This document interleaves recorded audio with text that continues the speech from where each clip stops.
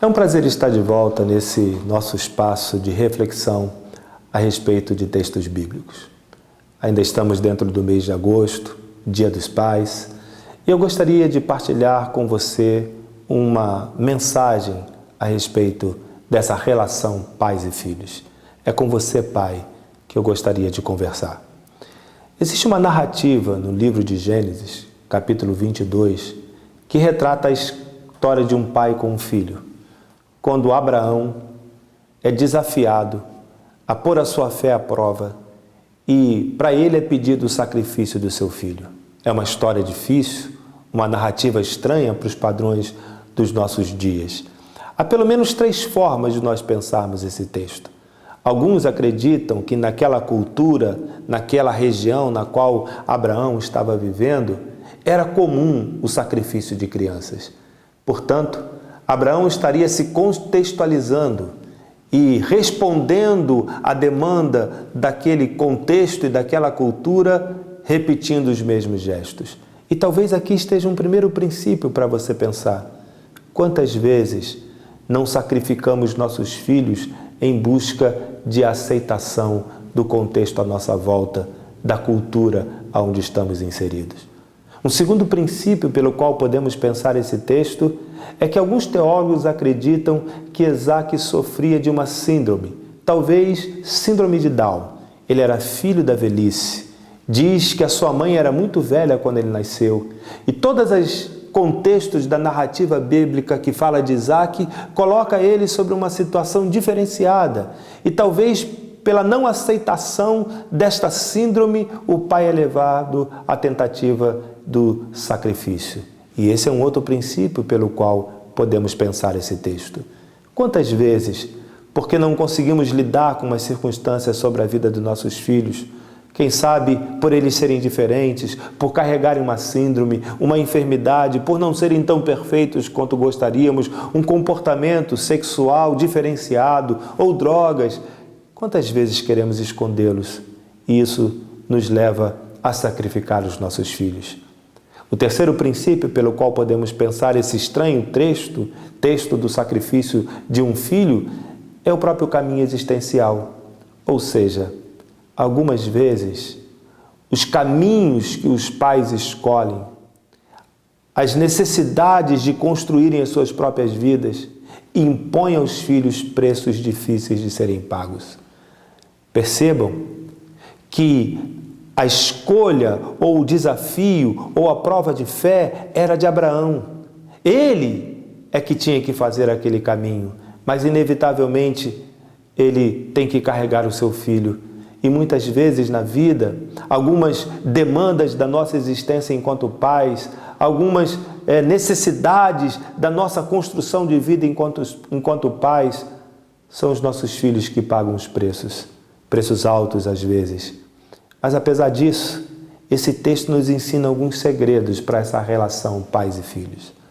A primeira coisa que esse texto nos ensina é o seguinte: seja qual for o caminho que você tenha pela frente, faça esse caminho junto com seus filhos. O texto diz que ele saiu pela madrugada, alta manhã, porém ele nos faz uma afirmação muito simples. Abraão saiu logo cedo e foram ele e Isaac, ambos caminhando juntos. É lado a lado. Por mais difícil que seja o caminho, é caminho junto, ombro a ombro, é não deixar os filhos para trás, é trazê-los nessa caminhada, por mais complicado que ela seja, faça esse caminho junto com seus filhos. Segundo princípio que esse texto nos ensine é: não perca a oportunidade de pôr esperança no coração dos seus filhos. Quando se aproximaram do monte do sacrifício, o texto diz que Abraão, olhando para o monte, deixou os seus servos e diz: ficai aqui, porque eu e o menino vamos e voltaremos.